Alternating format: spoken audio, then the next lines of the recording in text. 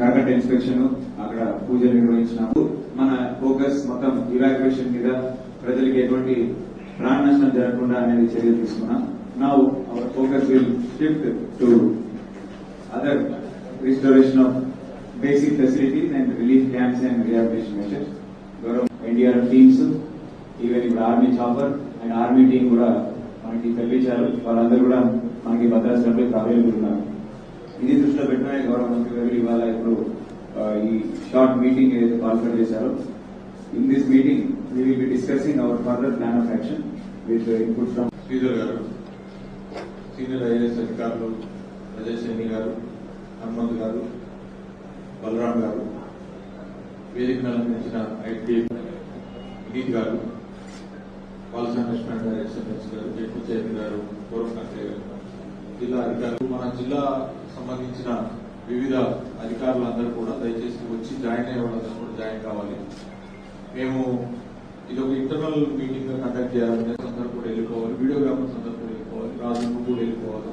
DPRO గారు వాళ్ళకి చెప్పండి, ఇంటర్నల్ మీటింగ్ మేము అనేది రివ్యూ చేసుకుంటాం ఉంటుంది. కాబట్టి పోలీస్ అధికారులు కూడా మా రిక్వెస్ట్ ఏంటంటే ఆఫీసర్స్ వస్తే మిగతా అందరూ కూడా బయట కూర్చోవాలని చెప్పి నా రిక్వెస్ట్. సో ఇప్పుడు ఏదైతే మన బాధ్యత నిన్నటి వరకు ఫ్లడ్ ఎక్కువైతే ఇవాక్యుయేషన్ మీద మన కాన్సన్ట్రేషన్ అంటే ఉండేది.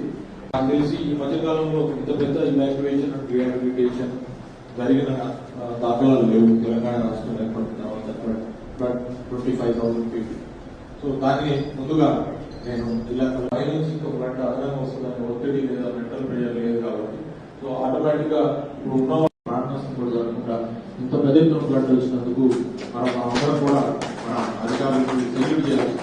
ప్రజలు కష్టాల్లో ఉన్నప్పుడు వాళ్ళని నిరంతరం కాపాడుకునే ఒక గొప్ప బృహత్తరమైన కార్యక్రమం. పక్కన ఎంత ఫ్లడ్ వస్తుందో తెలియని ఒక భయంకరమైన పరిస్థితి, దాన్ని మనం ఎదుర్కోగలిగాం. లక్కీగా మా సీతారామచంద్ర స్వామి దయ వల్ల గౌరవ ముఖ్యమంత్రి కేసీఆర్ గారి దార్శనికత డైరెక్షన్ తోని మనము ఆ సిచ్యువేషన్ నుంచి మనము కొంత రిలీఫ్ కాగలిగాం. ఫ్లడ్ రిసీడ్ అవుతాం, కానీ ఇంత ఫ్లడ్ వచ్చి ఇప్పటికీ మనం 70 అడుగుల మేర నీరు నిలబడి ఉంది. ఇప్పుడు ఈ ఫ్లడ్ రిసీడింగ్ ట్రెండ్ కూడా మనకి ఇవాళ అయితే కానీ తెలియదు, ఎంత ఫాస్ట్ రిసీడ్ అవుతుందా లేకపోతే స్లోగా రిసీడ్ అవుతుందా అనేది కూడా తెలియదు.